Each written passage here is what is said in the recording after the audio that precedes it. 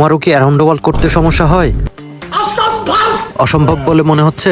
তাহলে আজকের এই ভিডিওটি তোমার জন্য। ভিডিওটা স্কিপ না করে দেখতে থাকো।